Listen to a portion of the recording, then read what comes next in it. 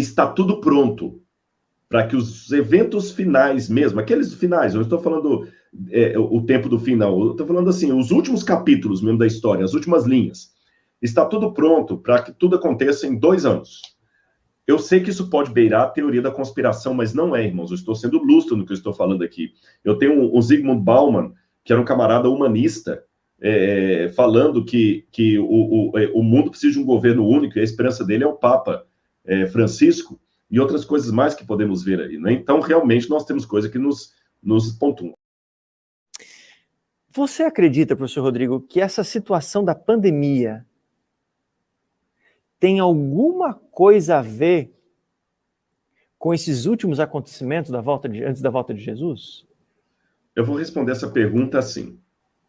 Por favor, dê-me a liberdade de responder agora em nome do Rodrigo. Não estou falando em nome da igreja, nem do NASP. É o meu nome, passivo de erro. Passivo de erro. Tudo que eu tenho observado do ponto de vista sociológico, filosófico, antropológico e até teológico, eu diria para vocês, está tudo pronto para que os eventos finais mesmo, aqueles finais, eu não estou falando o tempo do final, eu estou falando assim, os últimos capítulos mesmo da história, as últimas linhas, está tudo pronto para que tudo aconteça em 2 anos. Há condições. Hoje, há condições técnicas, políticas, antropológicas, de todos aqueles eventos finais que nós falamos tanto, de perseguição mundial, de crise, tudo acontecer em 2 anos. Tá bom? Não estou aqui marcando data para a volta de Jesus, eu estou fazendo uma análise fria, analisando as condições, as perspectivas, como é que os governos conseguem controlar o mundo inteiro, e vou dar um exemplo com a pandemia, só para vocês verem o que é que eu quero dizer. Na verdade, eu vou até falar com vocês, há outras pandemias marcadas na história, como, por exemplo, a peste negra é considerada uma pandemia, né, em alguns artigos aí. A gripe espanhola também. A peste negra matou 25% da população da Europa, né, e retraiu 25%. A gripe espanhola parece que retraiu 20% da população mundial. Isso é verdade.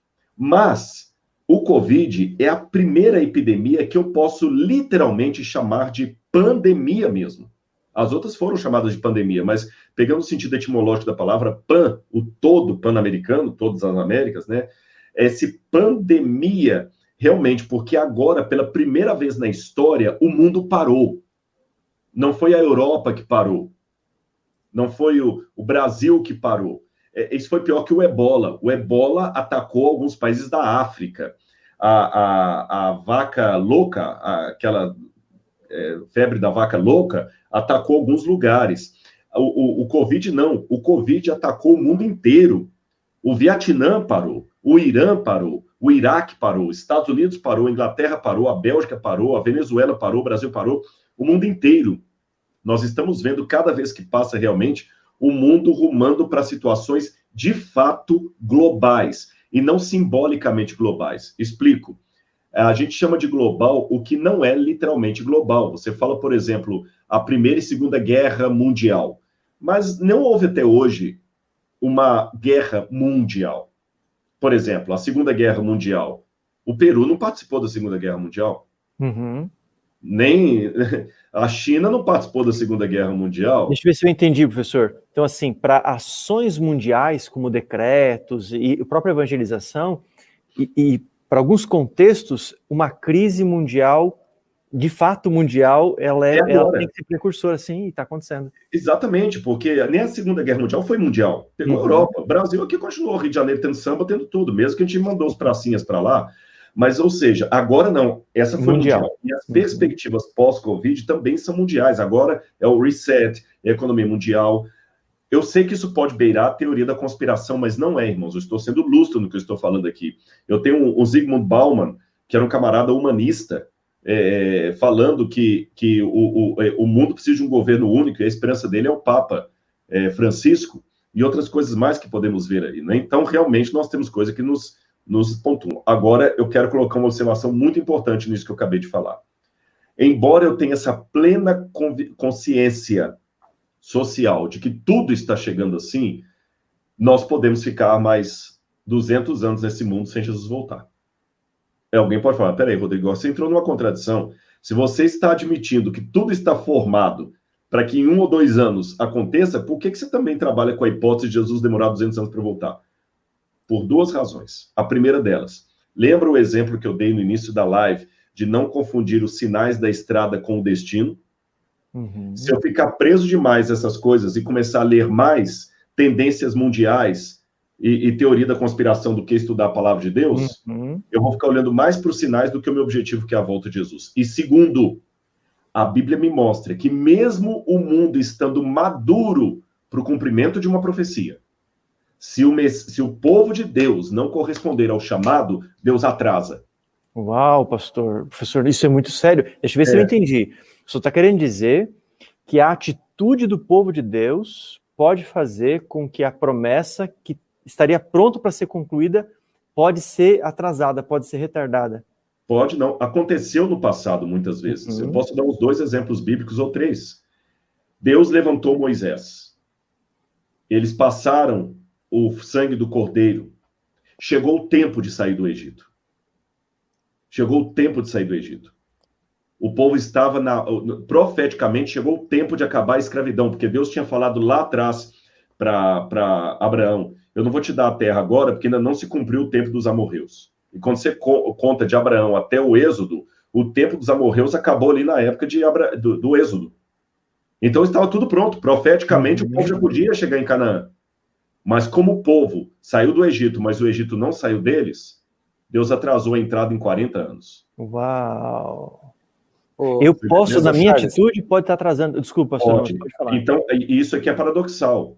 Porque a atitude coletiva de dormência espiritual do povo de Deus pode sim atrasar. Tanto é que a própria Ellen White fala, a volta de Jesus já poderia ter acontecido. Já poderia ter acontecido, não aconteceu. E a culpa não é o problema do atraso das promessas de Deus, mas o seu povo que não está preparado. É o exemplo que eu dei na Igreja Central aí do Waze. Ele recalcula a rota porque eu fiz besteira no caminho. Eu saí da rota. Os mesmos pecados que retardaram a entrada do antigo Israel na Terra Prometida têm retardado a nossa entrada na Terra da Promessa. Na Terra Santa, exatamente. Então, hoje, eu, Rodrigo, não estou falando em nome da instituição, estou falando da minha cabeça.